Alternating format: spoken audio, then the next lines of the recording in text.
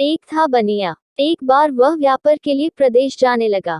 जाते जाते अपनी बहू को बुलाकर उसने कहा, मैं प्रदेश जाऊं, तुम अच्छी तरह रहना, बच्चों को भी संभालना और अपनी सास का भी अपने बच्चों की तरह देखभाल करना। याद रखना, माँ से कोई काम मत करवाना। उद्धरण चिन्ह। बहू ने बोला, ठीक है, मैं आपकी बात समझ गई, मैं वैसा ही करूंगी जैसा आपने बोला है। आप आराम से जाइए। बहू ने बात ध्यान में रखी। बनिया तो चला गया। बहू ने दूसरे ही दिन मांझी से कह दिया, मांझी, आपके बेटे मुझसे कह गए हैं कि माँ को अपने बच्चों की तरह संभालना और उनको कोई काम मत करने देना। अब आप घर का कोई काम मत कीजिए। आप तो इन बच्चों के साथ खेलिए, खाए और मौज करिए। उद्धरण चिन्ह। मांझी गहरे सोच में पड़ गई, फिर बोली, बहू, ठीक है, अब मैं ऐसा ही करूंगी। उद्धरण चिन्ह। कुछ दिनों के बाद बहू ने अपनी बेटी के कान छिदवाया। उस समय बहू को अपने पति की यह बात याद आई कि माँ को बच्चों की तरह ही संभालना है, इसीलिए बहू ने मांझी के कान छिदवाने की बात सोची। उसने मांझी से कहा, मांझी, चलिए, आपके कान छिदवाने हैं। उद्धरण चिन्ह। सुनकर मांझी घबरा उठी। उन्होंने बहू से कहा, बहू, मुझे अपने कान नहीं छिदवाने हैं। क्या अब अपने इस बुढ़ापे में मैं कान छिड़वाऊं? उद्धरण चिन्ह। बहू बोली, जी नहीं मांझी, आपको तो यह करना ही होगा। मैं नहीं चाहती कि आपका बेटा मुझे कुछ कहे, इसलिए आपको मैं अच्छी से देखभाल करूंगी। मेरी दोनों आंखें बराबर है, जैसी लड़की है वैसी ही आप भी है। उद्धरण चिन्ह। मांझी मन ही मन समझ गई और सुनार के पास बैठकर उन्होंने अपने कान छिदवा लिए। सुनार ने कान छेड़े और कान में धागा भी डाला। बहू जिस तरह रोज रोज लड़की के कान में तेल लगाती थी, उसी तरह मांझी के कान में भी लगाती रही। थोड़े दिनों बाद बहू ने अपने बेटी के लिए बाली बनवाए तो उसे अपने पति की बात आई, फिर उसने मांझी के लिए भी बाली बनवाए और कहा, आइए, आपको यह बाली पहना दूं। उद्धरण चिन्ह। मांझी ने कहा, बहू, मुझको बाली क्यों पहनाती हो? मैं बूढ़ी हूँ, मुझे इसकी जरूरत नहीं है। बाली तुम अपनी बेटी को पहनाओ, मुझको नहीं पहननी है। लेकिन बहू नहीं मानी। जबरदस्ती करके मांझी को बाली पहना ही दी।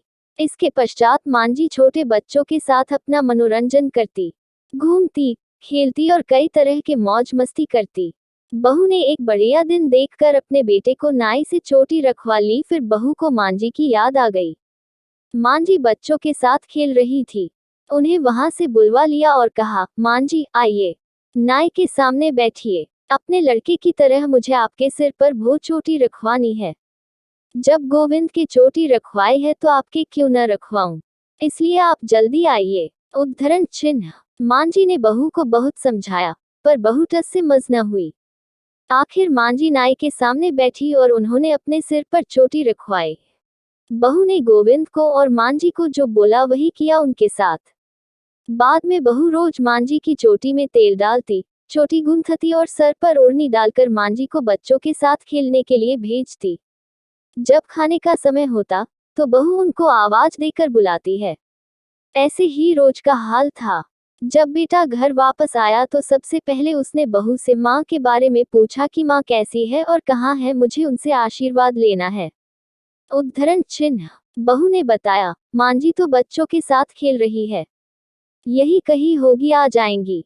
उद्धरण चिन्ह। बेटे ने पूछा, क्या कहते हो? माँ गली में खेलने गई है। गली में तो बच्चे खेलते हैं, क्या बुद्धि माँ कहीं खेलने जाती है? उद्धरण चिन्ह। बहू ने कहा, मैं तो माँ को खेलने भेजती हूँ। आपने कहा नहीं था कि माँ को बच्चों की तरह रखना?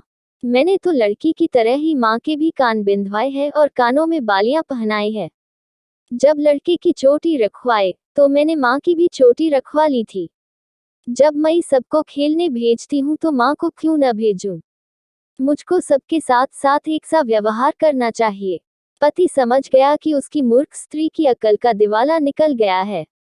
बाद में पति के कहने पर बहू ने माँ को पुकारा। मांझी गली में से खेलती खेलती आई और अपने बेटे को देखकर उसकी आंखों में आंसू छलछला आए। माँ की हालत देखकर बेटा भी दुखी हो उठा।